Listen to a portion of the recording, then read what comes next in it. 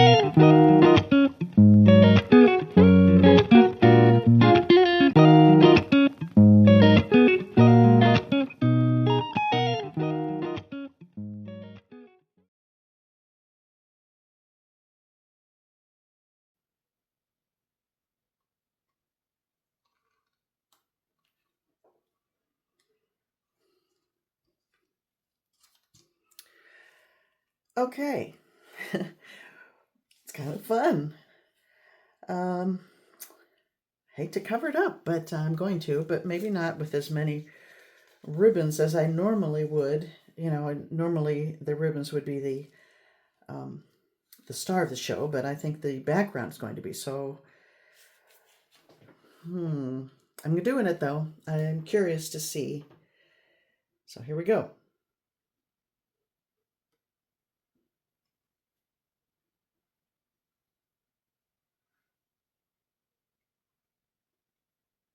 I love the contrast there. I have more black left, but that's going to be it. Okay. Now tilt it around.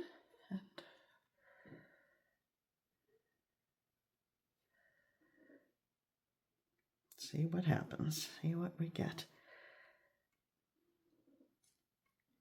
My idea is that it might kind of look kind of stained glass like.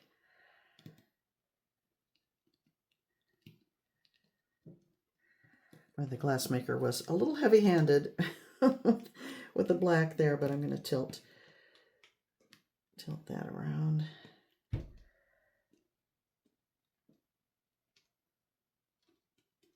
Yeah, it's a bit thick in the black, but I do like it. I like it. Let me just bring it to the corner there.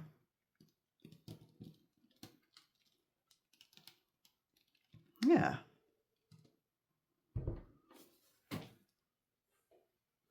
What do you think? I think I like it. It would be great if it will dry nice and vivid like this. I used mostly Master's Touch and Artist Loft paints mixed with just with Floetrol and a little bit of water. So, yeah. Pretty simple.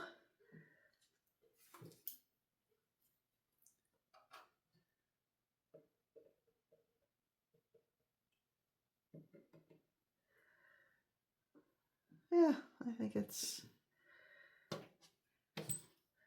I'm done. If I have any gaps, and I do on the corners, I'll fill them in with black when it's all dry. Let me bring you in for a closer look.